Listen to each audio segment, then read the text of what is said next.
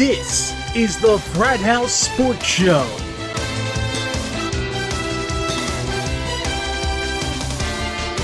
And now, for this week's completely different and often humorous take on everything sports, here are Frat House Mike, Uncle Mark, and Sidekick. There you go. We've seen two challenges, both have been unsuccessful. The drive will continue for the Chargers, and that's good throw by Philip Rivers to an exciting game. Yeah, excellent conversion. I'll go back. I agree with Mike. You kind of wonder why they didn't go to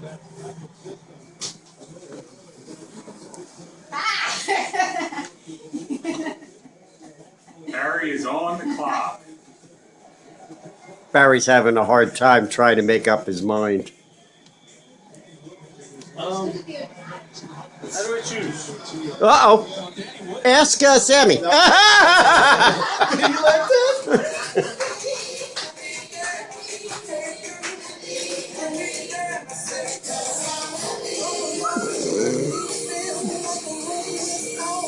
The man in charge. Oh, he's not only under control, he's got Happy going. Yeah.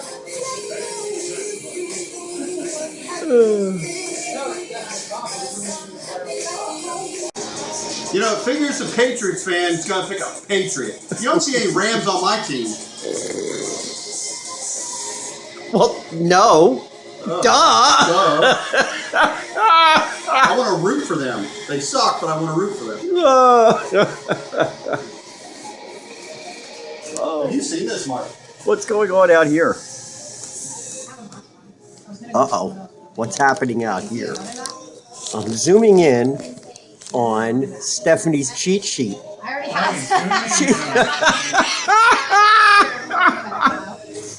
We got a cheat sheet going on out here. Let's see if I can get in tight on that and figure out where she's planning on going next. Are you really not worried about me? No, not really. So I open up this last show of the second season with just one line and one line only. Where the hell did the summer go? As we're coming to you here from the Frat House for our Labor Day version of the Frat House Sports Show. It's absolutely incredible to believe. Seriously, I don't know where the hell the summer went. But there you have it. It's an outrage.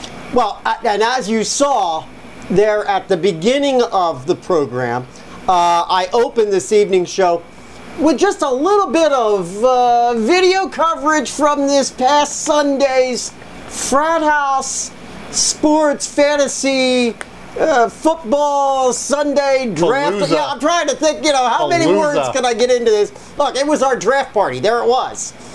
We had 11 of 16. 11 of our 16 general managers here. It was the biggest draft party we've ever had, where we had so many represented, all drafting right from here at Frat House too. Fun day. Quick assessment, gentlemen. I throw it open. 1, 2, 3 words or less. Sidekick on your team. Okay. Division winner. Ready? 2 words. Division winner. Uncle Mark, you want to give your head ain't made of straw, you know. Yeah, unnecessary roughness playoff. Wow. 3 words. What the hell is happening? Unnecessary. Who's in charge there? Going to the playoffs. Got it. All right. Well, I'll just leave mine where it is, and because I'm sure I'll be doing enough trash talking during the course of the next 16 weeks. And I was going to say, I'll you've reserve it been for running your mouth since Sunday. I'll be just about non-stop. And all you have to do to find out how I have been is get over to our Facebook page. Yeah, look at there. Early plug for the Facebook page. Frat House Sports, give us a like. And actually, while you're there, why don't you scroll back to the end of last season and see where Mike was? 3rd in the entire league. Yeah. Out of 16. Not too bad. Not too After bad. predicted to be number 1? Not too bad. And after this past Sunday's draft, where was I predicted? Number 1. Exactly. Situation means doesn't look good, sweetheart. Won't be number 1. Since we're talking football, look, we got college football kicking up this weekend. College football, and at least one member of this Frat House Sports team, you got to know, is going to be covering that one. Hey, I don't know about you, but I'm happy college football's back. I went jumping off the balcony. Oh. AKA reference USC Trojans. Hashtag Yeah. stop lying. Anyhow, we'll be covering that one. I'll be covering anyhow, as college football will be starting off and kicking off its, non-BCS season in something that they're calling a playoff season. I don't know how the hell you call it a playoff when it's a 14 playoff format, but anyhow, we'll see how this works out. Pro football kicks off next Thursday at this very time, while we'll be taping our 3rd anniversary program. There's one team that I'm sure right now already feels like it's been a rather long, or at least it could be a very long season, and that particular team, they make and open up, believe it or not, our big stories for this week. A lot of chat in our programming lineup. I was going to say, I'm feeling the love this week. Yeah. A lot of chat in our programming lineup for your St. Louis Rams. And we're gonna kick it off right here. They sit in probably what is considered to be one of the most competitive divisions in the entire NFC. And despite ending up in the basement of the NFC West last year with a 7-9 record, there was a lot of optimism for the Rams team this coming season. I had even heard the possibility, a number of analysts had suspected or had speculated that perhaps maybe this Rams team could be, in fact, one of the NFC wildcard teams. All of that optimistic chatter, however, was quickly quieted this past Sunday when it was announced that 5-year quarterback Sam Bradford would miss the entire season with a torn left ACL. The exact same injury that he was returning from following his 7-game aborted season from last year. Bradford, you might remember, was the number 1 overall pick in the 2010 draft, and in his 4 seasons has appeared in 49 games, amassed a record of 18-30-1. Were you aware of just how... 18-30-1. Yeah. Has thrown for just over 11,000 yards with 59 TDs and 38 INTs. As the Rams look to open and run the entire season with QB backup Shaun Hill, there's been some speculation that, in fact, Bradford's career might actually be over. Now, it's a little early, but there's been that talk, considering it's the exact same leg and same exact injury that he ended the season with last year. Now, 34-year-old Shaun Hill currently is with his 4th team. He has started 26 games, none, however, since 2010 with the Detroit Lions. He currently has a record of 13-13 with 41 TDs and 29 INTs himself. Sidekick, I'm gonna be throwing a lot of this at you. Let's take a look at this realistically. Can your Rams be viable running with Shaun Hill the whole season? Well, let's talk about it. I mean, let's jump into the Wayback Machine go ahead. for a moment and go back to almost 15 years to the day, August 28th, 1999, when one Rodney Harrison took out Trent Green and tore all the ligaments in his knee. Enter Kurt Warner onto the Super Bowl. Okay. Now, the difference between the 99 squad and this squad is you had Marshall Faulk and the greatest show on turf. Here we have, in 2014, a cast of clowns. Oh boy. We've got a bipolar running back committee that is just, nobody fears run from St. Louis. We've got wide receivers that are still nursing. Second year, but come on, where's the rest? So I don't think that you're going to see any Super Bowl run this year. I mean, it's not a bad defense. You don't have a bad defense. No, and there's a lot of analysts out there. Well, it is a Jeff Fisher team. Well, exactly, and there's a lot of analysts out there right now saying, something, if they can find a way to answer the riddle of QB early enough, they might still be viable. Right. Well, here's the problem. And here's where they're not doing what the rest of the NFC West has been doing. The rest of the NFC West has been sitting there looking at quarterbacks and backup quarterbacks and quarterback scenarios. Yeah. You've got, Russell Wilson coming into Seattle. You had Matt Castle and Colin Kaepernick and that whole thing going on, or I'm sorry, not Alex Smith, right, going on there down in San Francisco. You've got the Carson Palmer experiment down in Arizona. And the Rams have known for a couple of seasons now that Bradford, they're vulnerable. That, what's going on here? You had Kellen Clemens the last few seasons, and where's he wound up? Mm-hmm. So they're not paying attention to what the rest of the NFC West is doing. When you talk about Bradford and, is his career over? His career in St. Louis I think is definitely over. He's going to be out of here.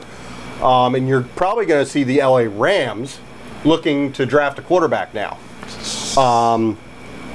Now, I don't blame it all on Bradford. If you remember, Bradford was the first quarterback to be picked under the old CBA, where he got big money in the Johnny Manziel. Yeah.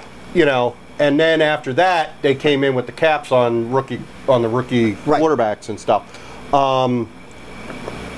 But the Rams have not done any favors to Sam Bradford. In 4 years, he's had 3 different offensive coordinators. First year he had Pat Shurmur, where they went 7-9. Okay. Then exit Pat Shurmur, bring in Josh McDaniels. What a bust that was. Yep. 2-14 that season. Then you exit Josh McDaniels, and then you bring in Brian Schottenheimer. None of these guys I'm impressed with. You bring in Brian Schottenheimer, he's 7-8-1. And then last season, his first season with back-to-back, with carrying the same offensive coordinator, they go 7-9. Since Bradford's been there, they haven't even had a 500 season. Right. He didn't play all last season anyway. He got hurt. And he played, half of last season he was out with the ACL. The Rams just. All right, now let me ask you a question. There was a lot of talk early on in the week about Sanchez, possibility of Sanchez from the Eagles going over there. Yep. That appears to be a dead subject at this point. Yeah, I don't want. We know Ryan Mallett has been hanging out there from the New England Patriots.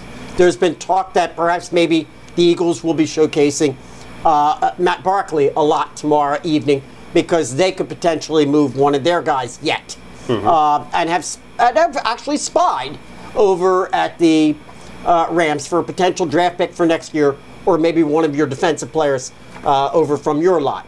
Sure. All right, now those are 3 possibilities, and there are others that are hanging out there. Mm-hmm. Is there anybody that would be on your Christmas wish list at this particular moment that you think might be able to actually give you a winning season? Well, actually, if you checked out my Facebook page, plug there. Hey, I like Kirk Cousins. I don't think that's actually going to happen. That is a wish list, but I would like to see Kirk Cousins come to the Rams, but with with RG3 and his potential to get injured, I don't know if the Redskins are necessarily going to be shopping Kirk Cousins. Yeah, I can't imagine. But the name was thrown out there, and some of the names that have been thrown out there, I like Kirk Cousins the best. I mean, and let me just throw our football expert in real quick. Kirk Cousins is going to demand a second round. Actually, nothing less than the second round pick. You haven't seen him leave is the Redskins won a first one. Wow! And he was a 4th. He's played well.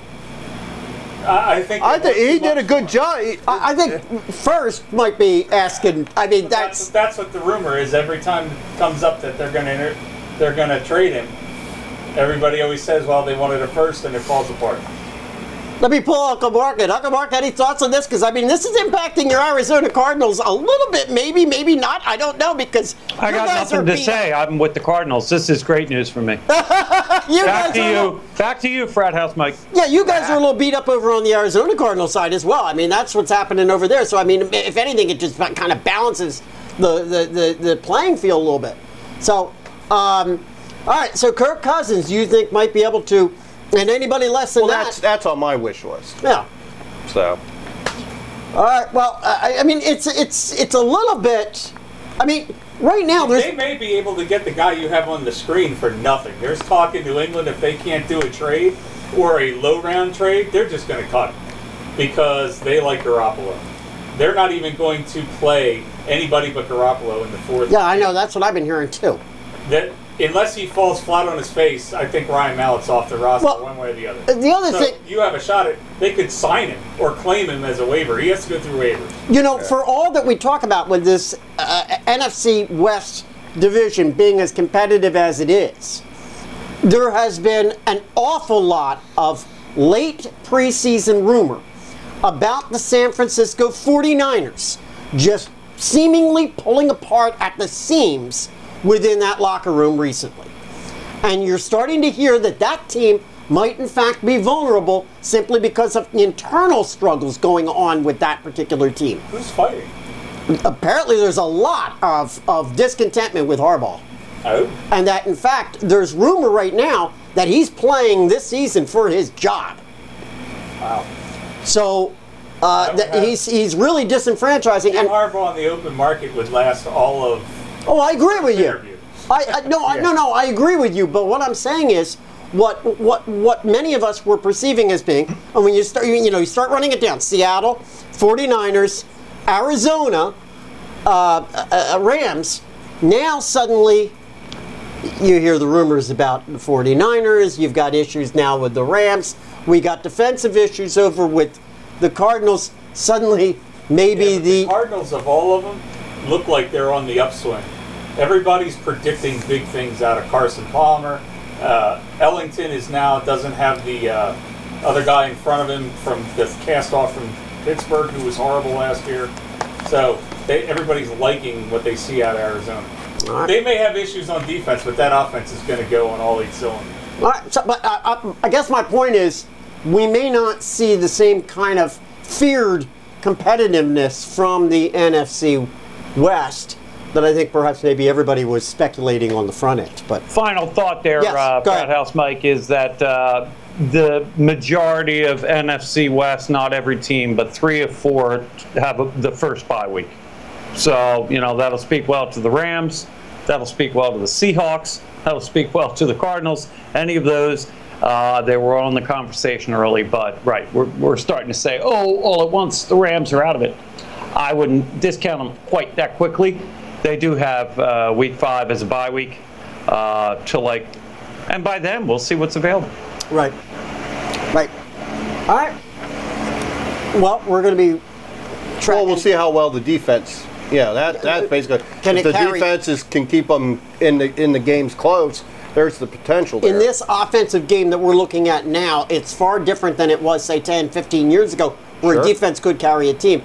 I'm not sure. You got to have a good defense, but I'm not sure a good defense can carry a non-existent offensive team. You understand what I'm saying? Oh, absolutely. Yeah, but the way they're enforcing the rules with these clutch and grab defensive 5-yard first downs, anybody can play offense. All at once, Sean Hill's going to the Super Bowl. Who knows? Defenses are going to have to learn how to cover people in this new NFL if it stays the way it is. Oh, God. Put me in ref.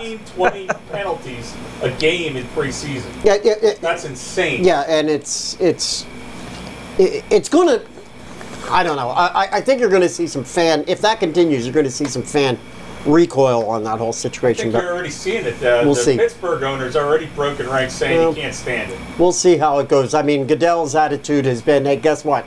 You're still all going to tune in. You know that. Not like we've heard this story before, Gary Bettman. Let's go take a look at another rather interesting story on the heels of an event that just finished up. Listen, South Korea, just as an update, won the Little League World Series last weekend versus the U.S. team that, made it in from Chicago, beating the Vegas team. But South Korea beat Chicago 8-4 in the final. And that closed out one of probably the most successful Little League exhibitions they have ever seen in the history of their entire existence. And proof of that lies in the ratings. Oh, and let's follow the money as well. One, the 13-year-old South Philadelphia pitcher Monet Davis from the Taney Dragons helped the ESPN secure the highest rated Are We Ready baseball game on their network since 2007. It beat all other Major League Baseball games when she pitched in the team's loss to Las Vegas. Number two, keep in mind, please, that we are talking about Little League here. It's an organization right now with $80 million in assets and an annual revenue of $25 million. Television rights, just for the World Series games, generates $9.5 million a year for the next 8 seasons. Not bad for a nonprofit. $9.5 million for roughly, 2.5 weeks worth of television. Number three, Steve Keener. Yeah, he's the CEO of the Little League. Folks, there is a CEO for Little League. You believe this? He makes an annual salary of $430,844. And by the way, that's double what he was making back in 2005. So, with all the added and additional attention on Little League this year, which includes these recent financial revelations, Steve Keener the other day suggested that perhaps the organization might need to compensate the players for the use of their, quote, names, images, and likenesses. This sounds familiar. I was going to say, sound familiar? Uh-huh. Yeah. Congratulations, Ed O'Bannon. Your influence has reached down to 12 and 13-year-olds. Ironically, Keener has been approached about this possibility in years previous, and his response was always one of staunch, unwavering opposition, but he has recently mellowed on the heels of the recent developments in the NCAA. I wonder why. Yeah, really. And possibly that almost $500 million salary. $500,000. Okay. Or $500,000, I'm sorry. Keener was quoted the other day as saying, I've always felt we need to be as progressive an organization as we can. We don't know what's coming. If at some point in time that would be deemed to be appropriate, we'll consider it. At the moment, I don't see the necessity, and I don't think we should be compensating kids right now. But at some point down the road, any funds could be put aside to help them with college.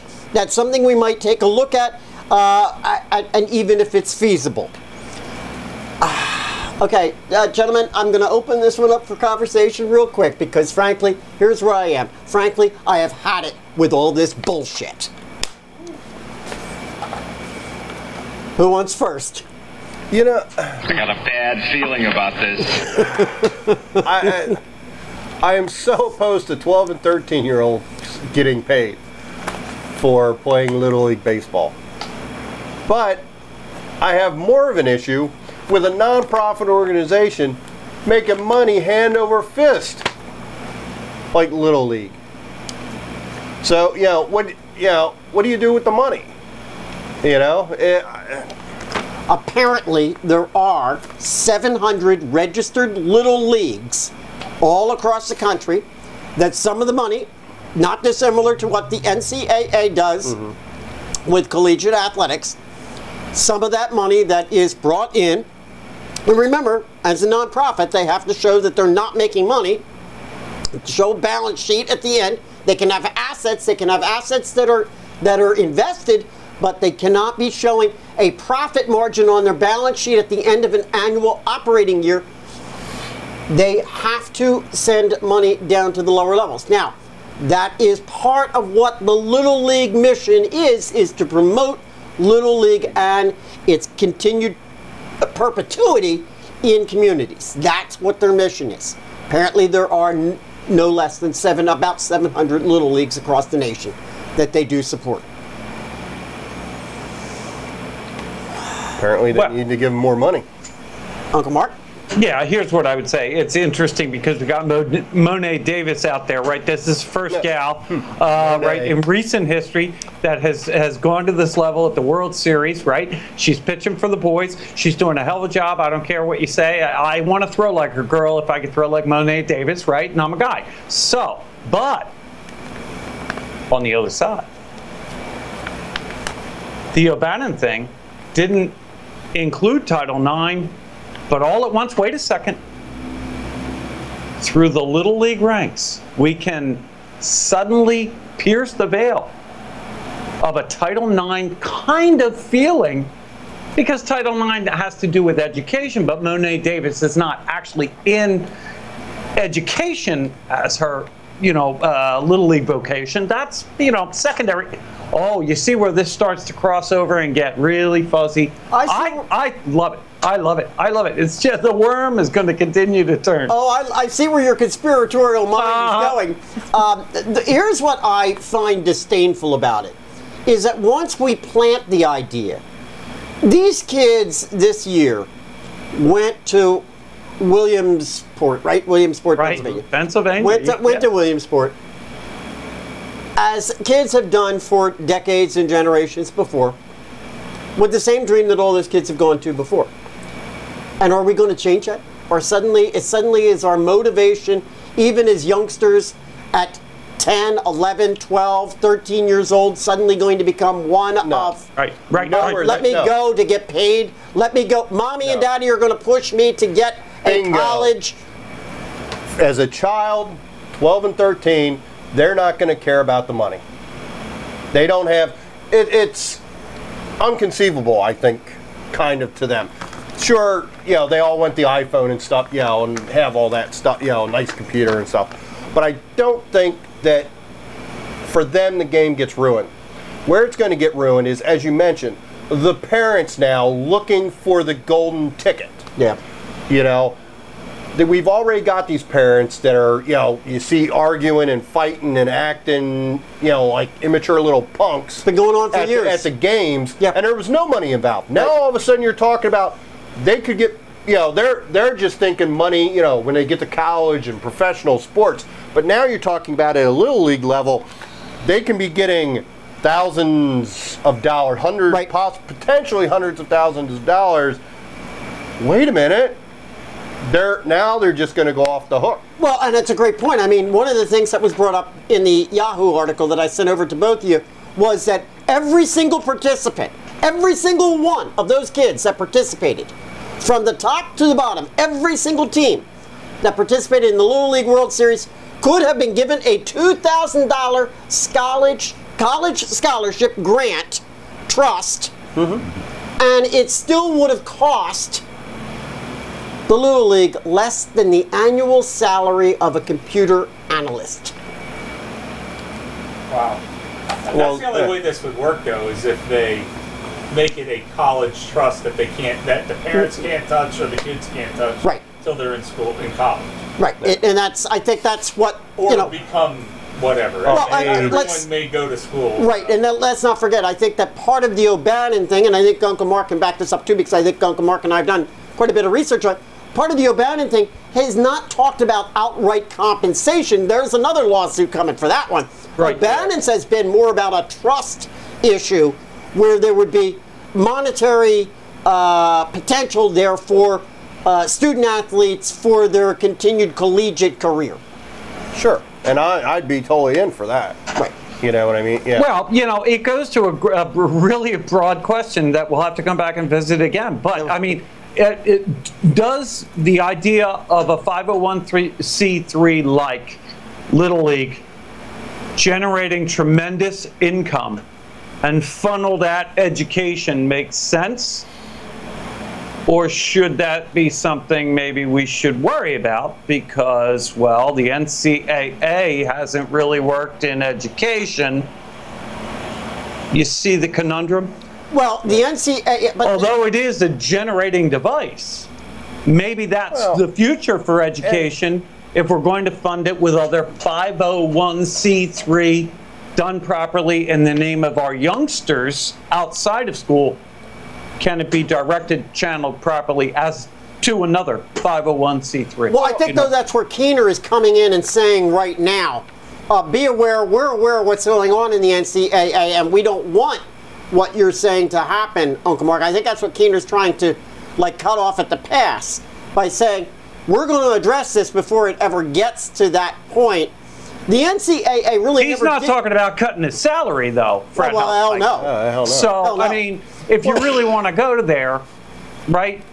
Oh, I hear you. That's kind of, I mean, that's where I start to well, let's cut and scrape and really see what we got. Oh, I agree with you. Yeah. Well, and this, pardon me if this is, comes off as a stupid question, but why do we have non-profit organizations signing multi-million-dollar television deals? Good point. Because they can. Unfortunately, there is so much intrigue this year because of her on the screen that everybody wanted to watch. ESPN's going to shell out the money to get the ratings, as you pointed out, the best baseball game in almost 10 years on their network. And again, doesn't ESPN get playoffs a little?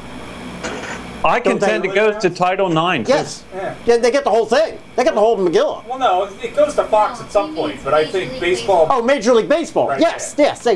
The early rounds of Major League Baseball. So if this was the highest ranked game, that means they beat ratings for MLB playoff games.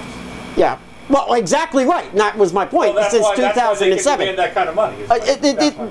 Yeah, but as a nonprofit, why are they even demanding money to be put on television? Well, and I think it's interesting, though, Brandon, that you're saying because of this one, they were able to get those kind. I almost look at it as, did they create her to be bigger than she actually was? Because let's get it straight. Nobody knew that Monet Davis was going to be part of any of this. At the beginning of the season, last year, the year before, there was no necessary really planning on it.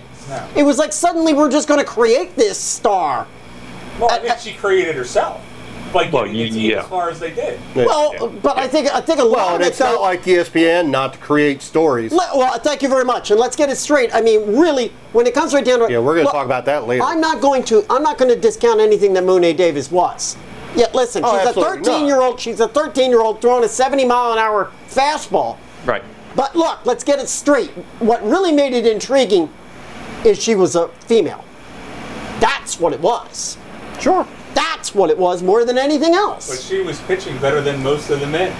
Or boys. The boys. Yeah.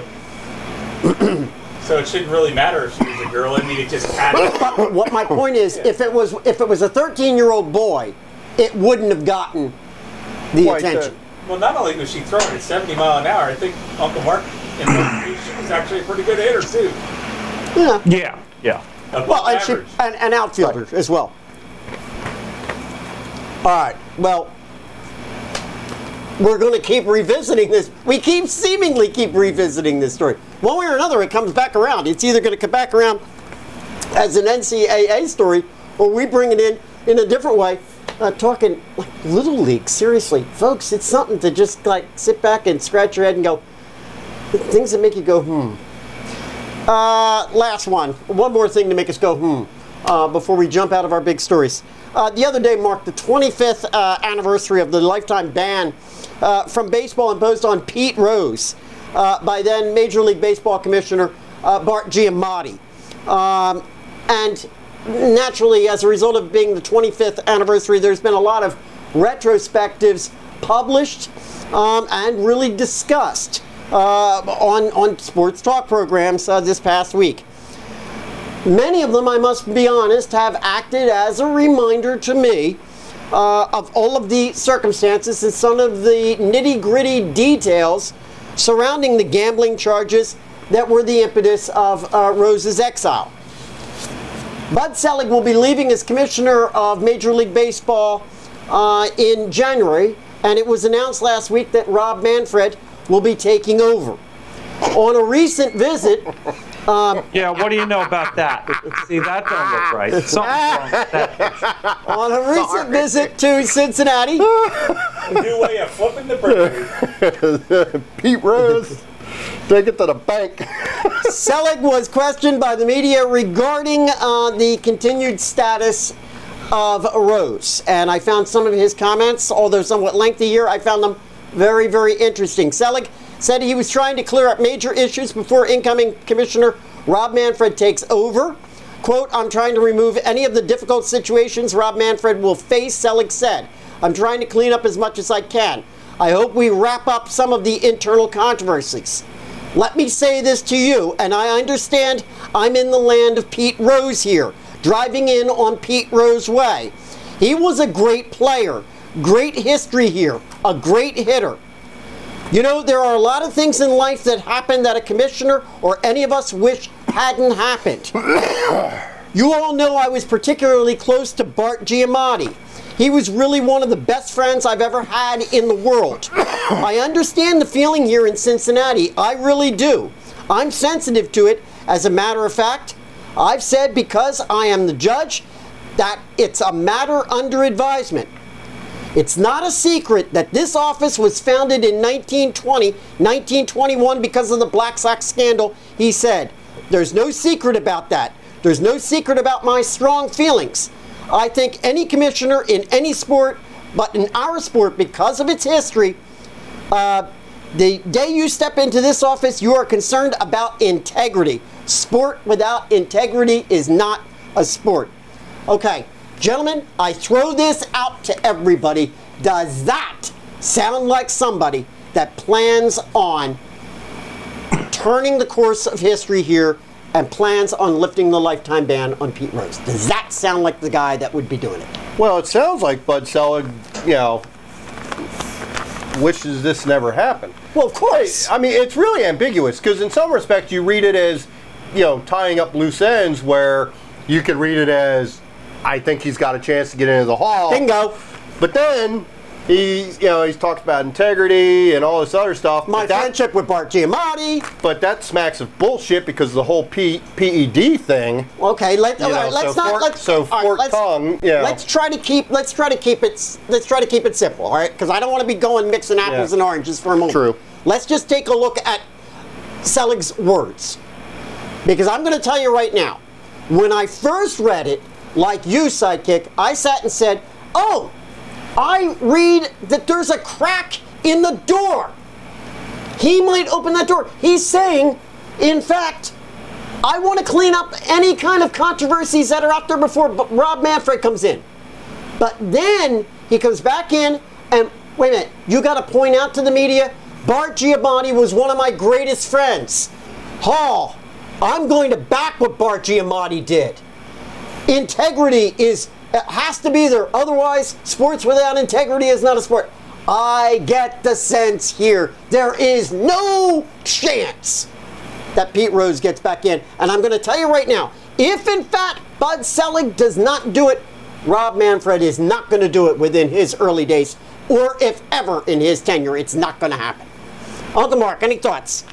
Yeah, I disputed completely what you just said there at the end. I was with you pretty much all the way. Listen, Bart Giamatti's all he's doing, or rather, our current Selig, he's doing exit strategy. Of course, he's saying, Bart Giamatti, I'm going to hold him up. I'm going to hold that guy up. It's no problem. I really listen. There's a lot of hard feelings here in Cincinnati. We understand that, but here's where it is. Manfred? Oh, absolutely. I see it as something on the table. Matter of fact, I think Selig's early comments were all about, I'm going to leave you nothing but the Rose thing, dude. Have fun with that. I was going to say, see what you want to do with it. A month ago or so, was it you that was saying that you thought that the incoming commissioner's first thing would be to make everything look nice and say, hey, I'm here. Popular, yeah. I thought would be to let Rose in. I thought perhaps, but see, here's where I've got a problem with it. Here's where I got a problem with what if there had not been so much chatter and hype this week about will he, won't he, should he, shouldn't he, different people coming out on both sides. Keith Olbermann coming out and saying, absolutely let him in. Skip Bayless going, hell no, he never gets back the hell in, and other people coming out and saying the same thing. But we're talking about I know, Skip no, wait, Bayless. I'm using those two as examples from the top of my head. There were many, many others that came in and weighed in on this subject. Yes, he should. See, here's where it comes down. You either got people that say yes, absolutely, or no, absolutely not. There's nobody that's gray on this. So,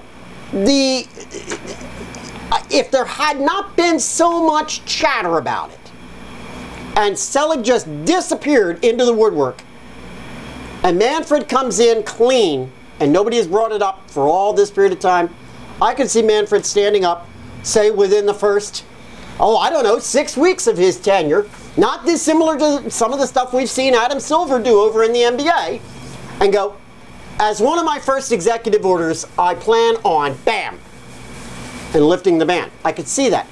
But with so much now chatter about it, I just think to myself, boy, oh boy.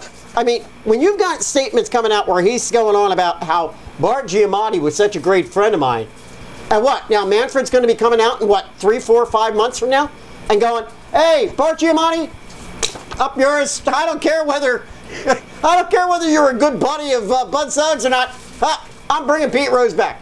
See, it just sounds. Well, of course he could. The personal relationship. Of course he could. But by doing that, why?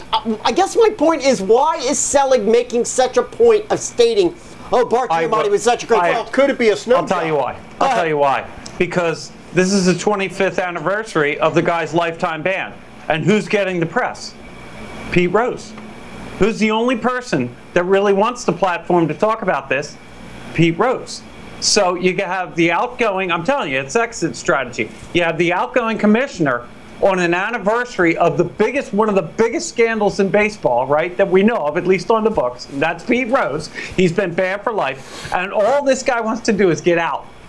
But he realizes, and I think it was in his head, I'm sitting for that 25th anniversary. We're not having a successor until I sit through, and that guy will stay banned while I am commissioner. And you know what? That next guy that comes in, do whatever you want to do. I'll clean house for him. If he wants to let the guy in, he can let him in. But that was my friend Giamatti, and you know what? That guy cheated, and he's a cheater forever.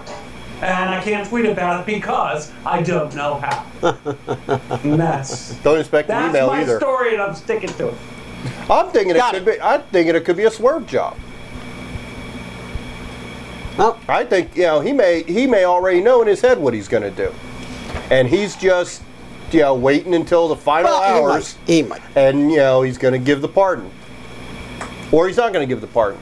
But right now he's got to stay ambiguous. Well, I got to tell you this: with so many retrospectives that have gone on in the past week, one of the things that I will say is this: it was refreshed in my memory because I had forgotten, because I have a tendency to romanticize Pete Rose. I've forgotten what kind of a scumbag he really was. This guy lied for 15 years about whether, in fact, he actually ever did bet on baseball or not. And it's only been recently, like within the past 10, that he's come out and said, oh, yeah, all right, well, guess what? I did. Well, let's not forget, too, that a lot of that money, that wasn't just like going to, Vegas types. This was going to organized crime. Yeah. But, to go back to the whole PED thing, you had all these guys saying, we didn't do it. I know. No way, we did it, and now they're back in baseball. No, you're right. Mark McGuire, one of my personal here. They were never out of baseball. McGuire. Well, there was a heck of a lot of, if you remember, there was a whole trial. They were never banned, but they might have had suspensions, but they were never out of baseball. There was a whole trial that went on. There was an investigation that went on with all these. Oh my God, it was a mess. It's better to lie in front of a committee of senators than to bet on a game.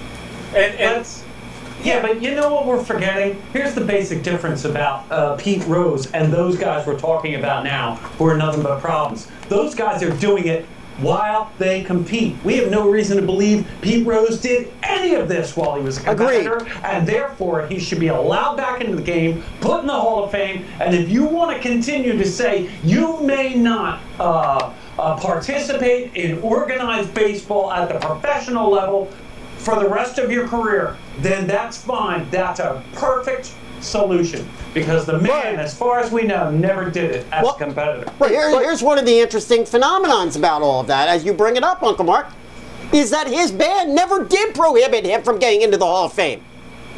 It's that he's never gotten in because of it. Well, that's wrong.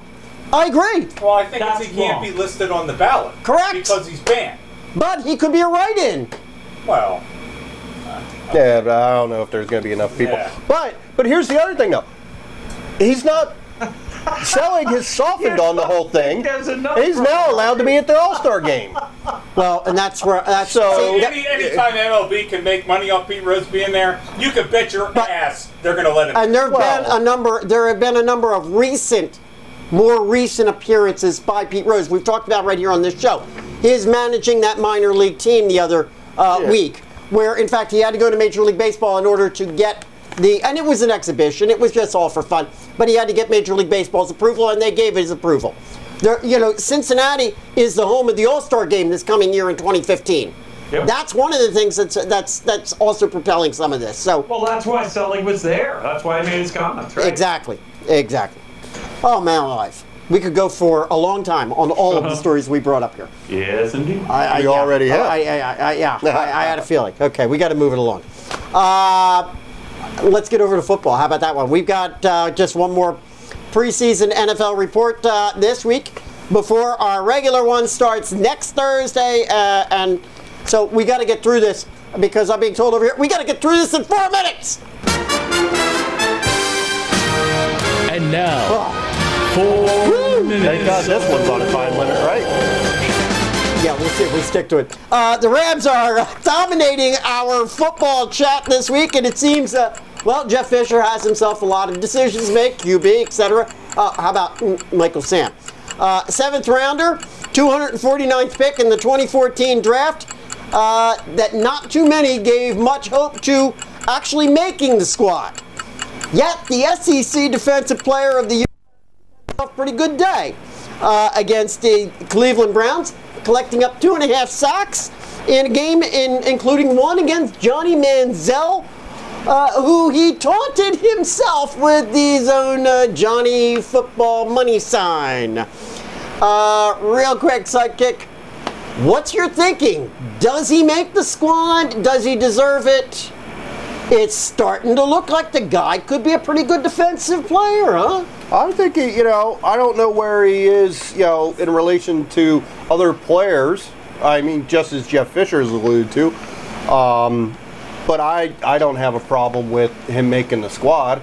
I personally wish ESPN would shut the hell up. Well, no, I agree with you there. But the sack numbers certainly are looking like SEC Defensive Player of the Year. Yeah. So not half bad if you ask me. No. I honestly, I don't think it's that much of a story anymore. I don't think it's a story as well. I agree with you. I agree with you. It's not a story. It's going to be a story if he gets cut in the first. He made it through the first round, so we know that. It'll be the second round of cuts that we'll be waiting on to hear. All right. As time goes on, I sometimes get the feeling that the tenure of Dallas Cowboys owner Jerry Jones could one day, shortly, just spiral out of control a la Donald Sterling in a cloud of allegations of dementia and perhaps maybe even Alzheimer's.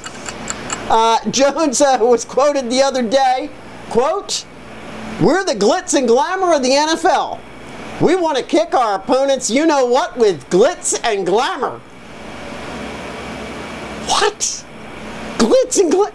Jerry, I'm not sure what your definition of glitz and glamour is, but I'm here to tell you that a 30-34 record dating back to the end of 2009 and no playoff appearances in 5 seasons is not glamorous and it's not glitzy. He wants Hollywood Henderson. Are you kidding me? We're going to beat everybody's tail with glitz and glamour. Would somebody just tell this guy to shut up? You have to ask me nicely. The NFL takes the CBA very, very seriously. Ask Pete Carroll and the Seattle Seahawks, who were fined yesterday $300,000 and further penalized the loss of 2 OTA minicamp practices in 2015 as a result of during team-organized off-season activities. Now, the interesting part about this whole story really is that Carroll and the Seahawks were fined for a similar violation in 2012. At the time, the head coach complained that it was unclear what constituted illegal contact during practices, and the question has been raised by others during the last few off seasons as well. And on that, please bring me Ed Rendell. Oh, well. That's what I wanted, but okay. Real quick. We become a nation of wusses. Thank you very much. You can't call your own sound bits. Listen, That's not in the CBA. Is that a violation? It's not in the CBA. Listen, so we're talking real quick, since we're talking penalties and fines. What the hell is happening? Today, Josh Gordon comes out. It comes out finally after what? Over 3 weeks we've been waiting for a decision. Suspended for 1 full season as a result of his 3-time offense, marijuana use. And you think he's back with the Browns? So, next season? is he going to appeal? Can he appeal? What's the deal? Talk of him filing an injunction to kind of hold up the show.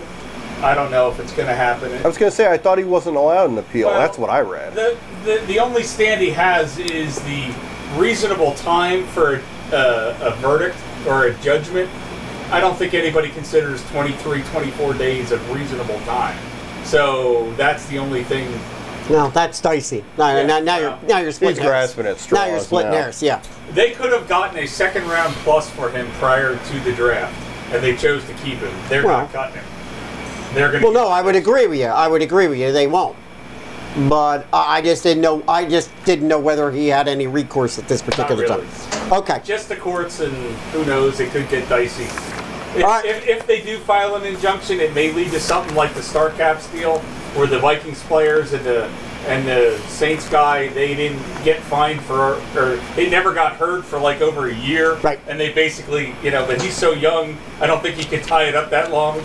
So. All right. Well, I know I don't know who it was. I don't remember, but I know somebody on our 16-team league drafted him, and I'm sure they'll be looking for somebody to replace him off the waiver wire. Oh, somebody or out of the free agent drafted Bradford. So, all right. Someone drafted Prater too. Let's go over. Yeah, let's go over and take a look at our Frat House Sports Facebook post of the week. And our post, football related, and I'll make this one real quick. It was in fact the picture that I posted up earlier in the show of all of us, all 11 of us, general managers standing right out here at the Frat House on our fantasy draft day this past Sunday. A lot of fun there, as you can see. Over 700 views for that particular image right there. Lots of likes, lots of shares, lots of comments. So, and you'll get a chance to participate in. You can bet there'll be I'm sure there'll be a lot more Frat House internal pictures going up as we go through the next 16 to 20 weeks of the NFL season, and the trash talking commences right here from the Frat House over the football season. Commences, yes. Nobody's I'm perfect. going to say, you've been. I'm not trash talking. You're the one trash talking to me. Trash talking Jim Williams for 3 weeks. Yeah, really. Yeah, right. Who are you to talk? All right. Oh, and I'm predicted to beat him week 1. Oh, here we go. Here we go. Put that quarter in.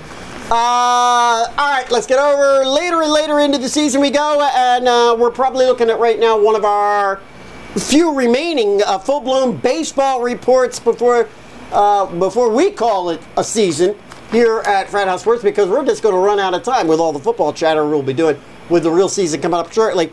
But as always, our baseball report brought to you by our good friends. Well, we're just talking about it, Jim and Carl. You guys we're doing this show on a Wednesday because you guys are in their fantasy leagues tomorrow night, and you got to draft again. But those guys over at CLW83.com, and go over there, check out their programs, check out their website, CLW83.com, and Jim's program particularly, Touch 'em All right, his baseball program. But as long as we are continuing to bring our baseball reports, we will continue to bring our screwy stories. It's time again for Frat House Mike's Screwball Story. I'm running on overtime here. All right, Joc Pederson. Yeah, thank you. Joc Pederson, considered to be right now one of the next superstars for the Los Angeles Dodgers. You're sitting there going, who, Joc, who, what? Currently, he's down there with their AAA Albuquerque Isotopes. He's radioactive isotope, too. Radioactive. There we go. Currently hitting 300. Some might say he is radioactive. With 31 home runs and 28 stolen bases. It is believed he will be joining the Dodgers for the remainder of the season come September 1, once the roster expands. But before he departs this Friday, if you show up at the Isotopes Park, you can take a chance on winning Pederson's 1994 Buick Century. The vehicle has 166,000 miles and at least one operable window. That's low mileage. You get That's nothing. true, actually. You lose. It was a Good day, sir. Uh-oh.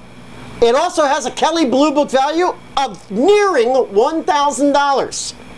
So, one lucky Isotopes fan will drive off in that luxurious ride at the end of the game.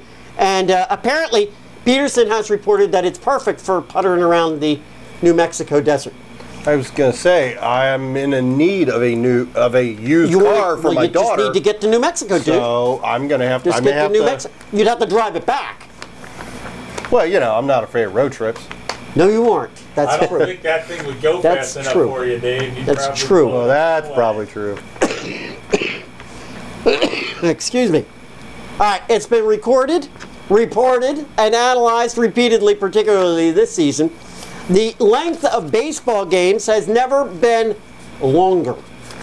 Keith Olbermann the other evening made the case that the games could be shortened right now. Wake up, Tommy. By simply imposing the rules that are already on the books. Things like limiting the amount of time a batter is out of the box, the time a pitcher is the amount of time a pitcher can use to deliver the ball to home plate, and there are other rules. So Olbermann saying, look, just simply enforce the rules that you already have. You're going to move the game along.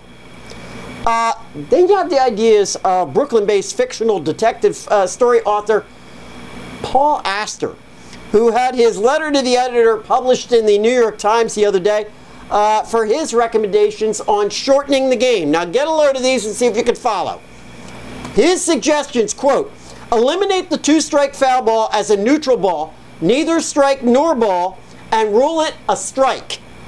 To compensate for the advantage this would give the pitcher, allow the batter to go to first base after 3 balls instead of 4. This way, no at-bat could last more than 5 pitches. Pitch counts would go down, allowing starting pitchers to go deeper into games, which in turn would reduce the dead time caused by changing pitchers. The primary reason games go so long these days to begin with. That's good news for Strasburg and the Nationals. It would be. I just remember a couple of seasons ago, you and I having a hard time accepting the 2 wild card rule concept. Can you? I think. Stick to your day job. He needs to just continue writing detective stories, I think, and maybe let them. But you know, here's the thing with the whole length of the game. Nobody's going to change it because of the money involved. Bingo. Well, that's what Olbermann said. Hey, you know something? You think Major League Baseball doesn't like this? Look, they're getting more advertising involved. Are you kidding? That's what it's all about. All right, for decades, it has been the moan of the smaller market teams and their fan bases that they cannot compete because teams like the Yankees and the Red Sox can, quote-unquote, buy their championships. In fact, there's an entire anti-Yankees fan base that uses that very fact as their main mission statement. However, interestingly, a recent analysis released by Boston's Brian McPherson with the Providence Journal disputes that contention in the era of 21st century Major League Baseball, and he might be onto something.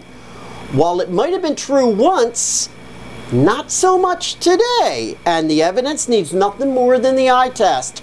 I submit the Kansas City Royals, Oakland A's, and even when you go to places like, well, even the Baltimore Orioles, the Houston Astros, while not competitive right now, they're actually doing better than they have and have a bright future.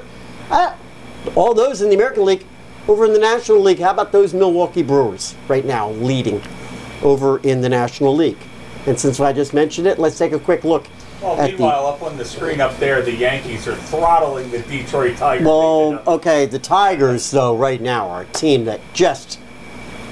But they don't have the money. No, you're probably right. Not as much as they used to.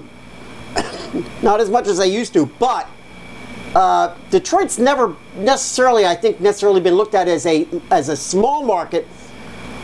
That's a team this year, though, that they're a puzzlement. They were just ripping up, and all of a sudden, right now, they're just teetering on. I mean, it's looking like something like one of these collapses that we've talked about from the '60s, the Detroit Tigers. And let's talk about that real quick, because let's take a look at real quick at the AL and NL standings. Yep. And there's really been no changes in all of it, so I'm going to run through it real quick. Right now, the Orioles are still 7 better than the Yankees. KC is still a game and a half in front of the fretting Tigers, and that's what we're talking about up there. This Tigers team was considered to be, at the beginning of the season, a World Series contender, and right now they are fighting just to maintain any kind of viability in the playoffs. Angels are just 1 game up on the A's right now in the West. Big money. Okay, there you are. Right. Now, your front runners in the American League wildcards, front runners through wildcards, are both coming out of the West right now with the A's and, believe it or not, the Mariners. In the National League, the Nationals are 7.5 in front of the Braves. The Brewers still a game in front of the Cardinals, and the Dodgers are 5 in front of the Giants. And your wild card teams right there, right now, are the Giants, yes, and the Cardinals. Cardinals would be first, and then the Giants. Mm-hmm. All right, there you go. There's our baseball report for this week. Again, many thanks to Jimmy Carl over at CLW83.com. Okay, and I'm moving things along real fast, so we're going to zip through, and we're going to run at a major speed through NASCAR. Let's turn on. All right, NASCAR. 200 miles an hour. Let's go. 200 miles an hour, coming down to just 2 weeks now remaining in the regular season. And we had ourselves a wild one this past Saturday night in Bristol. Racing report, as always, brought to you by Herb FM Sports Radio down at herbfm.com. And as I suspected last week, I got the notice. We all got the notice. Things are changing up a bit with their programming changes. Yep. They're bringing in their college football play-by-play, their live stuff that they'll be doing. We get moved back over to our regular spot that we used to have on Saturday afternoons at 3 p.m. to 5 p.m. So 2 hours, 3 p.m. to 5 p.m. And I'll be putting up reminders about that over on our Facebook page. So many, many thanks to Chris down at Herb FM Sports Radio at herbfm.com. Again, second trip to Bristol. And story again here this week, Team Penske. Race saw 16 lead changes. Jamie McMurray led the most of them this past weekend, 148 laps. Kevin Harvick led 75. Matt Kenseth 62. Casey Kane had 40 laps led of his own. But it was Joey Logano with 76 and Brad Keselowski with 46 taking 1 and 2. I'm so sick of these two coming up in the top. But there you go, respectively. Joey Logano won it. Logano, he becomes the 5th driver to get 3 wins this season. Top 5 included Logano from the 5th spot, Keselowski. Kenseth came close, but settles for a 3rd place out of the 16th spot. Jimmy Johnson came in 4th. Kurt Busch came in 5th. Interestingly, as you pointed out, Sidekick from last week, 4 of the top 5 of those came from the top 9 in starting position. We had ourselves a Bristol moment involving the number 11 of Denny Hamlin and the number 4 of Kevin Harvick in lap 160, which ended Hamlin's day. Harvick was greeted by Hamlin hurling some racing equipment at his car. Device, if I yes, it was. During the caution. I think we've seen this sort of behavior before here at Bristol. And it's time for our weekly Kyle Busch's... take your whiny ass to the hauler. Take your whiny ass to the hauler to the bus. He said, take your whiny ass to the bus pick. Lap 126, Busch got caught up with Clint Boyer and Eric Almirola. That ended, well, it didn't end his night. He got back in, but he didn't run the full course. So, but anyhow, he has nobody to blame but himself. Listen, Pit road. Don't get me wrong. Back there, Don't. He was speeding. Listen, it's on him. Don't get me wrong. This guy, it just seems like it's every week now for the past. Feels like the last 6 or 7. That's it just why his mess. chief told him to take his whiny ass to the bus. Yeah. Because he was giving him grief about the being there. He was there of his own doing. Yeah. But to go back to Denny Hamlin real quick, even though he got out of his car, walked down towards oncoming traffic, and threw his hand device, no penalty was issued by NASCAR. He never. There was always a truck between him and the track. Yeah, but he never walked right in front of the car. Right, well, no, but he did get out of his car and walked. He did. Yeah. Yes, he did. Threw the Hans device over the bed of a truck. Right, but. All right, let's go real quick. We'll take a look at the leaderboard. We got a couple of boards we're going to take a look at. Well, there's our regular leaderboard. And as I pointed out, now we've got 5 drivers up at the top, all with 3 wins. All right, and there you go, all listed by points as well. So Jeff Gordon stays up at the top. Dale Jr. right behind at 818. All right, let's take a look at the chase grid, all right, because this is really where it gets somewhat more interesting because, again, as we've been seeing, you got Kenseth, Newman, Boyer, and Biffle all down there in the 13 to 16 spot. No wins, but they're leading in there by points. And then one more time, well, we'll probably be looking at it again next week, but we've got our bubble drivers. And there's where the line cuts off, as we just saw from the grid. We kind of thought that it would be, that we would be looking at it probably more like, we'd be looking at maybe 1, maybe 2 bubble drivers. But it seems to me you actually could bring it down now to Austin Dillon, 654, because we do have 2 races left. So, it could, I'm still including the 4. Paul Menard, I think, is a reach, but definitely the top 3 right there on the bubble, huh? I think we're all rooting for Uncle Mark's guy, Kyle Larson, to make it. Yeah, I'd like to see. I'd like to see Larson get in. I think that would be. I agree with you. I think that would be, and that would probably cement his but rookie we're going to Atlanta though. Kane has won here, and has we're been going to get to you fairly right strong. now. Yeah, we're going to get to you right now on what your thinking is on that. We're back to nighttime racing this week, Sunday night. Oh yeah, fear not. Remember, it's a holiday weekend. It's Labor Day weekend. So we got Sunday night racing from Atlanta Motor Speedway, and you can catch that at 7:30 p.m. Eastern Time over on ESPN. And so there you go. Fantasy suggestions, Sidekick. You're going to tell us about Casey Kane. Shall I guess that he's on your fantasy team or no? He is. Aha. Go ahead. All right, we're going to our only trip to Hot Atlanta. Looks like we're not going to have a Tony Stewart sighting this week. We have no official news, but it's not looking good. Again, Jimmy Johnson tinkering with a couple things. He did finish 4th at Bristol. Still not sure I want to trust him on my roster. Kyle Busch. Kyle Busch is the defending champion of this race. But as we've seen, Kyle's imploded. I'm staying away from Kyle Busch this week as well. This would be a good shot for him to get into the chase by getting a win, but with all of his issues, well, Kyle's in the chase. Kyle's in the chase. I'm sorry. Yeah, Kyle's in. He's got 1. Yeah. So I'm still not sure I'm putting him on. I would hear you. I hear you.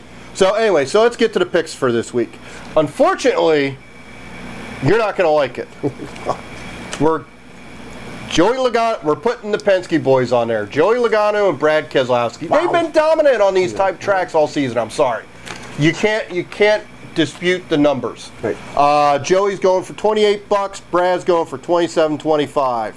We're going to throw Casey Kane in there. He's looking to get in. He's run well here. So I'm going to show him a little love. $25. Then we're going with our usual suspects.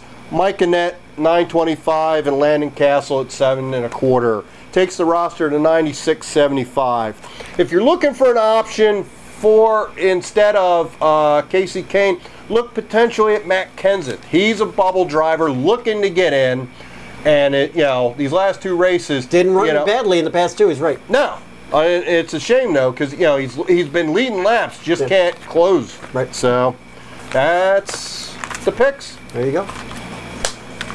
Alrighty, there's our race report for this week. Again, brought to you by Herb FM Sports Radio over at herbfm.com. Okay. All right. Do you want to do the fantasy leaderboard? Yes, you're right. I'm sorry. I did miss that. How did I do that? I jumped right over it. Sorry. Our technical director Brandon is so happy that he got his win this week and that he's creeping. Go ahead. Yeah, we got our fantasy team is up at the top again. This I don't think changed. I don't think it changed at all from last week. I don't believe it had. I'd have to. I think, was I in a tie with Bill or was I in a tie with Mark? You were tied for 5th last week. Okay, so it moved down a little bit. All right, but for the most part, up at the top, it's basically the same. Two quick things on NASCAR. Go ahead. Next year, Labor Day is going back to Darlington where it belongs, and Atlanta's moving to March. So we won't. That is a great move. Great move. The Southern 500 is going to be back in Labor Day weekend like it should be. And that's a great move. According to Jeff Burton, we could expect a late week decision from Tony Stewart. So we might not even hear nothing until Friday morning when they go to practice. Really? It's a Sunday night race, right? Yeah, but I think practice will probably, it depends when practice, I guess it depends when they start practicing for Spring Cup. When's qualifying? Saturday? It's either Friday or Saturday, I'm not sure. But it is a Sunday night race because of the holiday. All right. So that does buy him a little bit more time. All right. Yep. So, all right. We'll see. Well, there you have it. There's our fantasy. Thank you, Herb. FM. And don't forget, FratHouseSports.net. Get over there and check us out over there. We got a 3rd anniversary coming next week. Yep. Always some shenanigans going on in that one, so be prepared. You never know what you might see or get. We ready to get out of here? Because I got to pee. I'm just saying. Too much draft from draft day, huh? Well, Uncle Mark, since you mentioned it, we appreciate it. Keep us real, keep us live, and keep us going. Yeah, right there.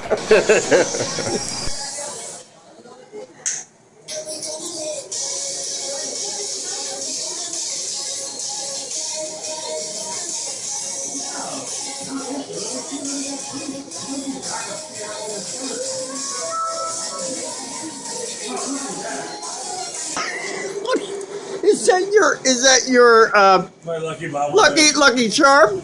Yes.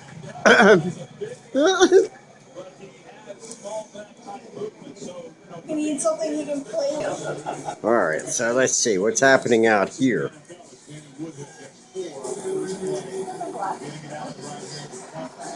A lot of tears out here, I think.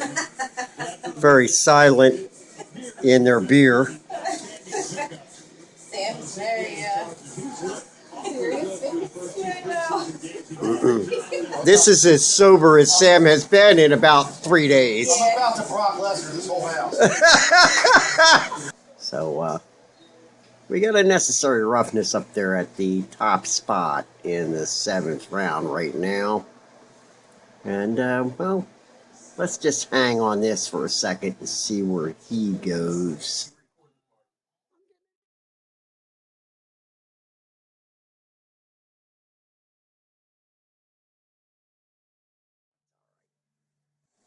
Because we're over on the 7th hole. And let's see what he does. Let's see where he went. Alex Smith. Took a backup quarterback.